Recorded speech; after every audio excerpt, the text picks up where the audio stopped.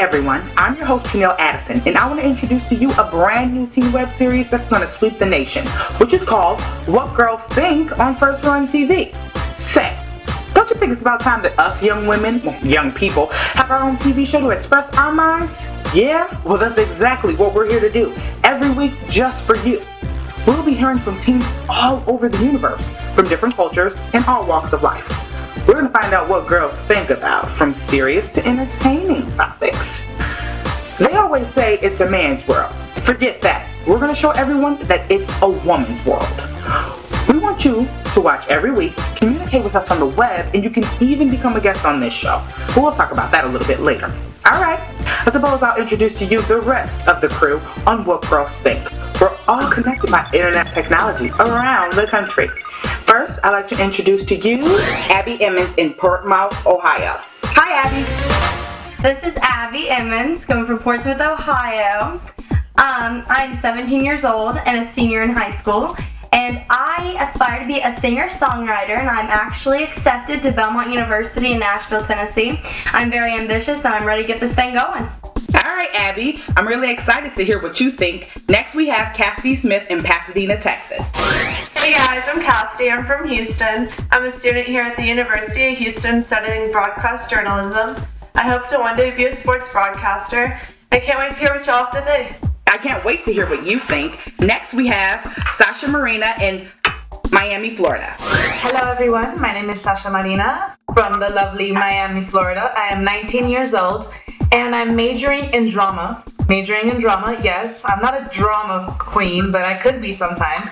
Anywho, I'm hearing what girls think, and hopefully, you know, we can talk about what I think and what you think, and we could all talk about what's on each other's mind. Thanks, Sasha. I can't wait to hear what you think. Next, we have Tweety Elitou, Philadelphia, PA. Hey everyone, my name is Tweety Elitou. I'm 17 and I'm known as a wife, entrepreneur, fashionista. I'm a Native American girl from Philadelphia, PA, and I love to share my thoughts and opinions, but I'm never one to judge. Thank you, Tweety. We can't wait to hear what you think. And last but not least, I'm Tryneal Addison from St. Paul, Minnesota. I'm 16 years old and I'm 11th grader in high school. So, I'd like to move on to our very first topic of the show, and that is the realities of teen pregnancy. Now, did you know that in 2002, the rate of teen pregnancies was only at 25.1%. And now in 2012, a whole decade later, it is at 52.1%. Now for me, my opinion on that is that's a very big jump since 2002. And I feel that that's a very harsh thing, and it's a really big epidemic that is going on in the United States. How do you feel about that, Abbie? The number one reality of the situation, Tryneal, is that there are teenage girls all over the country that are going to do what they're going to do. And I'm not necessarily against premarital sex, but if they're not responsible enough to have protection and be responsible with the manner, they shouldn't be doing it at all. But that's just my personal opinion. But teenagers will do what teenagers will do, and you really can't stop them. So, how do you feel about that, Sasha? Well, let's see here. I researched this topic very much, and I saw that mostly Hispanics, correct, and blacks had the highest birth rate. And I don't know what the reason is. You know, you can say maybe it's a cultural thing, whatever it is. But I think, I don't know how that makes sense. You would think back in the day it made more sense because there was no technology, you know, and people had nothing better to do, and that's why families were so big with 10, 12 children in the family, you know. And now it's like girls, I really don't know. I think it's something incredible, and no matter how much information is put out there for young girls to be abstinent, you know, and and to not go through this at such a young age, and they still do it. The thing is that you don't only hurt yourself as a teenage mother, but you hurt the child as well. And that's something very important. Okay, you have a very interesting point on that, Sasha. Next, we have Cassidy Smith. How do you feel about that? Well, I think it is a huge problem because a lot of these girls, they don't graduate high school, and education is such a big part of your life. So they get themselves in kind of a situation there to where they are single moms and they didn't graduate, and it's really hard for them. And also you can look at it as a point of a lot of these people don't contract like STDs too, so protecting themselves is huge. And a lot of them just don't think to do that. Yeah, that's a very interesting point you have, Cassidy. I agree with you 100%. How do you feel about that, Tweety? I definitely agree with Sasha. I think it's very important for you to get your education first so that you can have your ducks in a row so that you can raise your child properly. Even though I might not agree with teen pregnancy myself, I do think that we have to take in consideration the fact that they're going through different things than we might go through. And I think that to those young girls who are listening now, to think about the fact that you're bringing a child into this world. You should never have a baby because you think it's the latest fad or because you feel pressure. You should have that baby because you know that you're ready. Well, I think you have a very interesting opinion on that, Tweety, and I agree with you also 100%. Now, for me, in teen pregnancy, I agree with all the ladies on my crew, but at the same time, for me, I feel like when you have a baby, at a young age, it definitely takes away your freedom. And, when you want to go to the mall with your friends and when you want to go out to the movies and go, do what you want to do, you have to bring your baby with you. Or, when you can't find a babysitter that's going to be there for your child, you're stuck basically. And I feel like freedom is everything. And, just being a free person and being able to do what you want to do, it feels great. And so I know at my age, I wouldn't want to be unfree. I would want to be able to do whatever I wanted to do. So that's my opinion on that. Well, this is Sasha here. And I think it was Cassidy, the one that brought up this subject about not being able to graduate high school. Well, okay. That's totally up to the mother, I guess, because I've had friends personally that have graduated high school, maybe not with their class as they wanted to, but it's all in what you want for your own life. If you think that after you have your kid, there's just no way in life how you can have an education. Yes, you can. You can totally graduate high school, whether it be going back to school or going to night school, or whether it be getting your GED. But there's all types of possibilities, and the mother that doesn't do it, well, that's pretty much her fault. That's what I agree with you. I'm just saying, as of 2012, 1 of 3 don't graduate high school. Exactly. But yeah, I definitely agree with you that they can go back and they can get their education. For me, I also feel like sometimes, when they, don't choose to graduate high school, like you said, Sasha, it is their fault because they can, and they have all type of opportunities to go to school, whether it's online, homeschooling, or regular school. But I also feel like sometimes they're just not stable because sometimes when you get pregnant at a young age, your parents don't exactly agree with that choice you made, and so you're running from home to home and trying to find somewhere to live, and sometimes that can put a lot of pressure on them where they feel, well, I can't go to school, I don't even have nowhere to live. So sometimes their living situation gets really, really tough on them as well. Tryneal, can I respond to something you said really quick? Yeah, sure. Another thing I think that we should look at when we're thinking of teen pregnancy is even most of the times parents try to take over the parenthood, which, why these girls are not learning from their mistakes is because the parents take over for the children's responsibilities. They take over the children just in general, and they don't let the mothers of the children learn from their mistakes because they think that they're incapable, and that just kind of gives the teenagers a reason to be lazy and not graduate and all this thing. Like, they have too much freedom, you know what I mean? That's true. Can I just add one more point to what I said? Yes. All I'm saying is, I do think that teenagers, they are very capable of going back to school and getting their GED. I agree with Sasha completely on that. But the parents they need to know their place, and they do not need to. Because I know somebody from my school, she's only 14 years old, and she had a baby, and her mother is completely taking over the child, and it's not teaching the young girl anything about what she did wrong and how to be responsible for the next time. It's a really pressing issue, but I think parents should take some of the responsibility. I have a response for Abbie. I do think it's important for them to learn from their mistakes, but I do think it's really important for the parents to be a part because, you know, they're a child themselves, so how can they raise a child? Oh no, I'm talking about like when parents are like, oh yeah, you can go out and party with your friends instead of staying home and taking care of your kid. That's what I'm saying, because she's still allowed to go out and party with her friends. She has all these pictures on Facebook, and it's like she's not learning anything. She's seeing it as her daughter is like a baby doll, and she can just cuddle whenever she wants, and she's not seeing it as her child. You know what I mean? But at the same time, you know, sometimes when you have a child at a young age, and you know, young girls, I mean, they do feel like they're stuck, of course. So every now and then, if your mom is, you know, supportive now that you have the baby, you know, there's no turning back, you know, you make the mistake, like you said, and you got to keep going, and, you know, she can go back to school. But I feel like sometimes, you know, they can have a day off sometimes and, you know, have fun, as long as they're not, you know, treating their kid like baby dolls or, you know, running around like they're just all single and free when they know they have a child. Now, you're a mother, so I feel like they should respect themselves, but they do deserve to go out and, you know, have a little bit of a good time, go to a movie or something and be free. Yeah, that's fine. It's like when it's like every other day, though, you know what I mean? I'm saying, like, that's true, what I don't agree with. Yeah, I don't either. I think that we can all play the blame game here. And we can say, oh, it's the parents for taking care of the kid and not letting the actual mother herself, you know, learn from her mistakes and actually grow up as a person, because that's it. As you have a child, you have to grow up. You have no choice but to grow up as an adult and as a person and take care of your things. And your child is that thing now that you should, you know, like take care of dearly, because it's a part of you regardless. And no matter what, whether you be 13, 14, it is a hard age, because at that time you're still not even mature yet, you know, and mentally. So it's kind of something hard to go through, and it could be the parents' fault for maybe babying their child, you know, because, oh my God, I have a grandchild or whatever.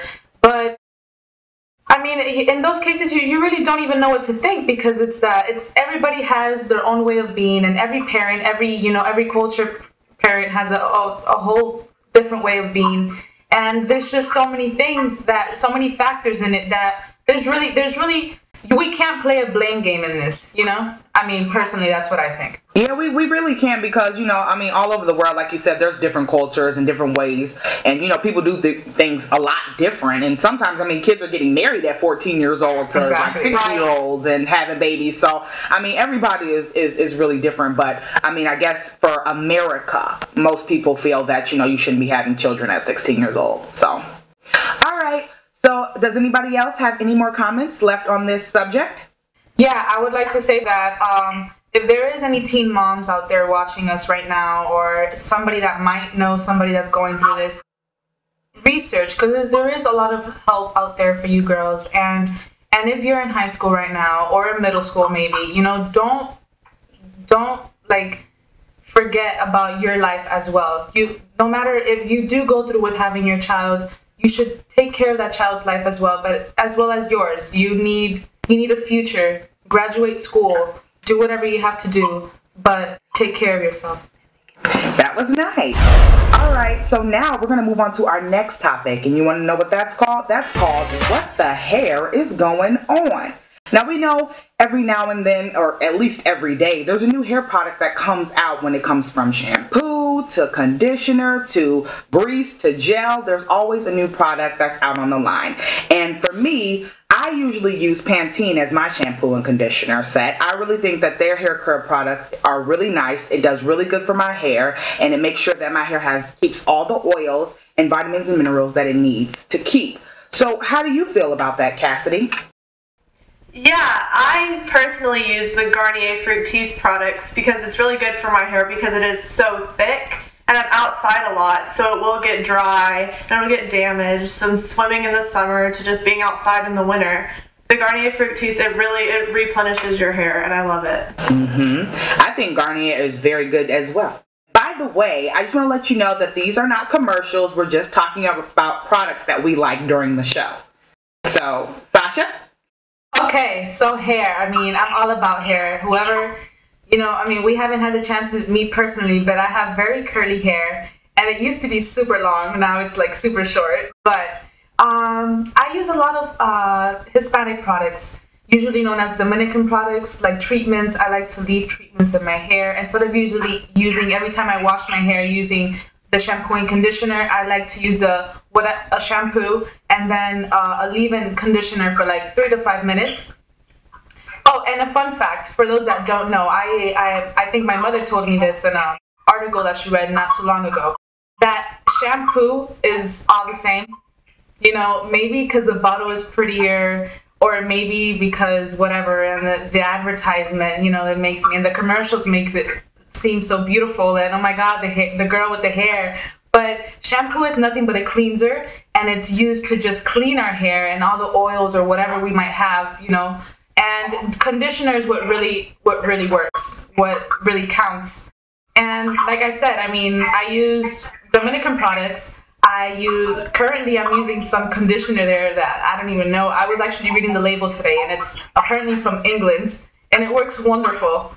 And and as leave-in conditioners, I use a lot of leave-in conditioners so my hair won't poof out. And I'm actually using Moroccan oil. You know, it's very good. I like using the Moroccan oil leave-in conditioner for curly hair, of course, and the oil. The oil for whenever I want to straighten my hair. It gives it that the shine, and it smells wonderful. So yeah, those products sound amazing. So what type of products do you use, Tweety? When I go shopping for hair products, I definitely look for a natural alternative. Believe it or not, you can actually find great hair products in your kitchen, like olive oil for one. Olive oil is great because it moisturizes your hair and it's not that heavy. Oh yeah, olive oil, I heard that's very good for hair and also for food. So next, Abbie, how do you feel about that? You know, Tryneal, it's so funny that you said Pantene, because Pantene is actually the hair product that works like the worst on my hair. Like it really dries my, it dries my hair out, and like it crushes any of its natural volume. But I have very long, coarse hair, so I use the Herbal Essences Long Relationship. I found that it just keeps my hair very nourished, and it's very nice. But also, another thing you should probably try is the Tresemme Leave-In Shampoo. So like, if you wake up late in the morning and you know, you still want to look cute for school, and you don't just want to throw your hair up into a nasty bun or whatever, you can put this in and your hair looks like perfect. So it's a great product to keep in mind too when you're buying. Yeah, that sounds really, really good. So Cassidy, how did you find those products that work the best for your hair? My hairstylist, actually, she uses it on my hair, and I always loved the way my hair felt whenever I'd leave getting my hair done. So I asked her what it was, and I learned about the Garnier Fructis, and it works really well. Oh, wow, okay. So the same for you, Tweety. As a Native American, I'm always looking for a natural alternative to things. So definitely I do it when it comes to my hair. I look for a lauryl sulfate free shampoo because I found out that lauryl sulfate has actually been linked to cancer. So I definitely stay away from that because I want to stay healthy. Okay, that's cool. So Abbie, how did you find your products? Well, after years of going through everything, there was I tried Garnier Fructis, I tried Pantene. Well, finally, my mom was just like, well, I heard this works really well, so I decided to try it, and I've been hooked on it for a year or something. So okay, it's the good old-fashioned way. Good old-fashioned way. That's how we do it. So how did you find your product, Sasha? Oh, me? Well, years and years of trying new things. I mean, at first. Yeah, for sure. At first, when you're a younger child, your mom's the one that's always buying your hair things for you, and she's the one that's always like, okay, put this on and whatever and whatever. And then, you know, then when you grow up, you start looking at commercials, and you're like, oh my god, maybe I should try Garnier Fructis, or maybe Pantene, or Tresemme, or Suave. Yeah. And I tried them all. Yeah, and I can honestly say that I don't attach myself to one. I guess it's however my hair is, you know, in the season, and maybe it reacts better to a certain conditioner than the other. But I use a lot of, I've kind of let down of using gel. I don't use gel as much anymore. I tend to use mousse, and when I do use mousse, I use Tresemme. For me, Tresemme mousse is perfect. The curly, whatever, it keeps it cute and curly, and I don't know, but it's been a journey with hair products for me. Sure. Half them products you just said, they actually work really good with my hair as well, but I say Pantene is the best for, shampoo and conditioner. But most of the time, when it comes to African American hair, most people feel that it's, very coarse and things like that. But I actually have pretty good hair, and so also I use a product called Motions, and Motions very well as well. I love their hairspray and their oil sheens and their perms or relaxers.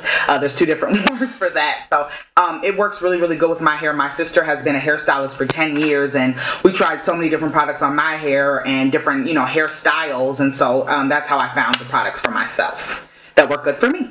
So, as of now, does anyone have anything else to say on hair products? Well, I guess that whatever girl out there is going through the hard issues of finding the right hair product for them, I don't know, I guess just research and because it happens to all of us. We're never going to find a perfect hair product like right off the bat. Yeah, that's very true.